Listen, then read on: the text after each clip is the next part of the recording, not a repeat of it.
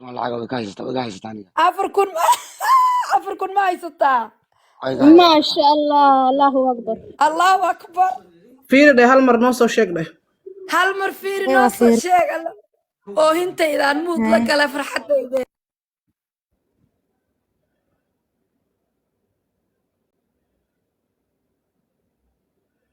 ما شاء الله.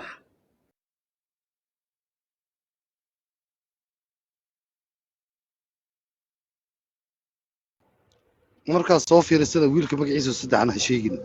ah ee arkow meesha wiilka ka soo magaciisa bixisay saddexana sheegin magacaygo saddexan iyo telephone numberka inta ay xafiday bas kaliya. intaa u xafid laakiin magaciisa un waa sheegi qofka inaad lacagta heshay un sheeg le wiilku waa inoo saaran yahay maxamed weli soo dhawow ku soco maxamed weli alla baraare alla waar shaashada iga gaarsiiya dee boqolka maxamed weli waa idinla joogaa 1 minute mashquula ahay marka intaas u soo baxay waa waa maasantiin ku sugaynaa ما شاء الله ما شاء الله ما شاء الله insha allah نعيم tabaaraka نعيم وكوجيدا وحاوي فرحدا كجريرينيسا إن آركا ماشو كسو صاري maya إلهي wallaahi wax خير lagu قبا farxa waa tahay waxaa waaye beri nowadays waa 10% waa very rare si lagu helo walaalka aad ii sheeg Soomaali horta waxay ku fiican tahay meel walba ay joogto ay isu naxariisataa arka walaal waxaan ku dhihi lahaa mahadsani thank you so much waana sharaftay ilaaha ku sharfo ana waxaan ilaahay hay u garab galo inaan hooyada gabadha la helo hooy iyo hiilba ay hesho aan ballan qaadayaa ilaahay inta haddaan noola insha allah. إن شاء الله تعالى إن شاء الله تعالى إن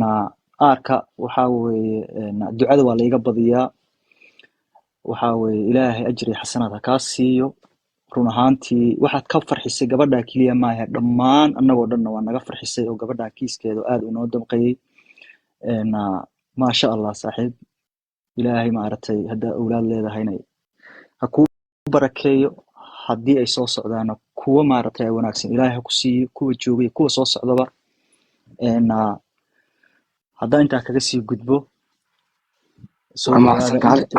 hal kalmad aan dhahdo kaliya waa maasantiin dhammaantiin. ku darso walayaha iga qoraya aarku xagu ka soo jeeda ama qolama war Soomaali baan ahay qofka Soomaali ka hoos iga raadiyo wax ma wadaagno Soomaalnimo wax ku wadaagnaa qofkii Soomaalinimo ama Islaamnimo igu qiimo waayo Soomaalinimada naga badan waxba isma nihin Soomaali baan ahay wixii ku hooseeya ma aqaani intaa ka bacdi gabadhaas oo walaashan dhammaanteenba ninba hawsha meel buu kaga jiraa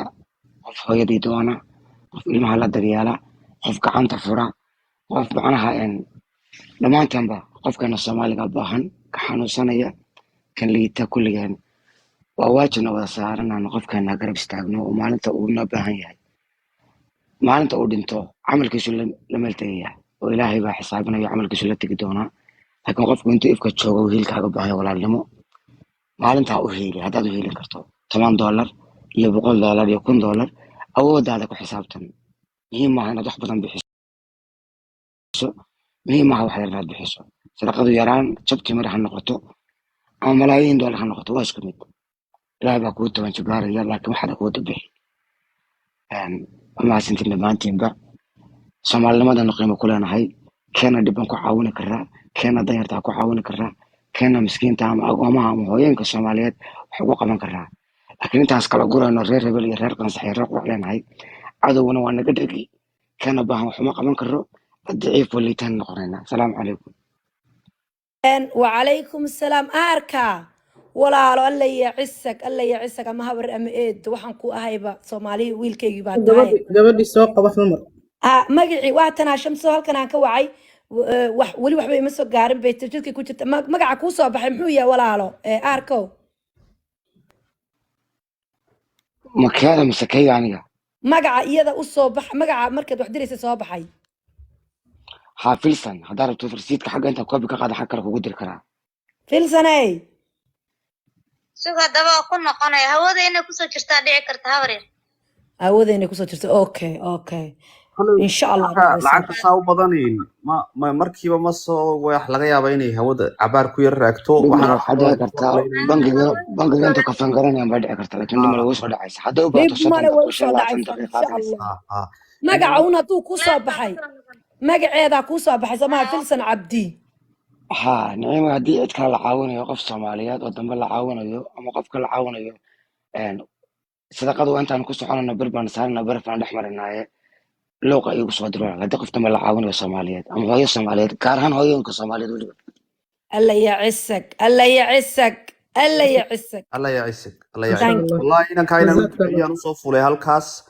waa nin wanaagsan oo qof qalbi mihigaan wanaagsan soo dhawow mihigaan soo dhawow aad iyo aad mihigaano walaalo intaadan gelin caawa arrimo badan baa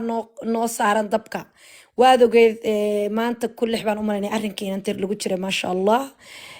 waxaad kaloo ogaataa maanta wasiiradeena maxaa la yidhaahdaa ururka haweenka iyo xuquuqul insaanka hirshabeelle inala joogta raxmo wata xagga sare adiga ku dul saaran maasha allah adiguna waxaa tahay nin waadino waxgarad ah markaa walaal soo dhawow si gaaraan kuu soo dhaweyneynaa maxamed weli wuxuu yiri 5 daqiiqo isiiya markaa maxamed weli baan weydiinayaa inuu diyaar yahay intaan microphone kugu soo wareejin waad nala joog kartaa isag walaal maxamed weli ma joogtaa walaalo walaal waa idila jooga diyaar waa ahay laakiin si dhibaato male waana ku xigsan karaa haddaan rabto bes waa dhamaatay diyaar mahiigaan waa ahay laakiin aad ka soo baxdo thank you maxamed weli baad siinaysaa microphone kusoo dhawo walaalo mahiigaano dhammaantiin horta waan idin salaamayaa dadkayaga Soomaaliyeed calaykum asalaam ee waraxmatullahi karaamada leh waxaan idinku salaamayaa salaanta islaamka assalaamu calaykum waraxmatullaahi wabarakaatuh gaar ahaan waxaan salaamayaa wasiiradda iyo inanka la yidhaahdo ibsar dhammaan intiina halkan saaranba waan salaamayaa si gaara oo gobonimo iyo sharaf leh asna waxaan u salaamayaa aarka waa nin geesiya waa nin ku dhac leh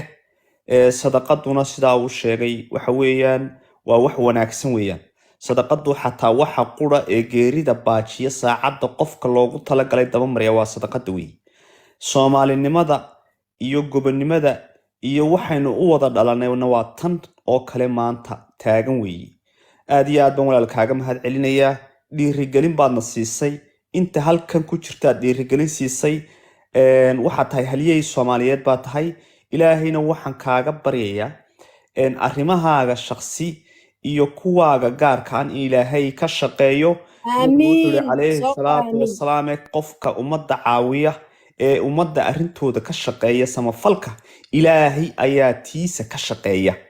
qof ilaahay u shaqeeyana oo ilaahay tiisii u sakhraana ifna ma dhibaatoodo aakhirana halku gelayo waa janno weeye walaal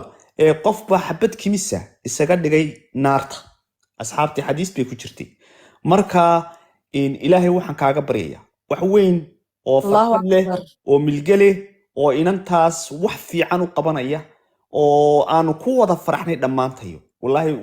waan istaagay waan fadhiistay yaad meesha keentay Soomaalida halkan ku jirtana waa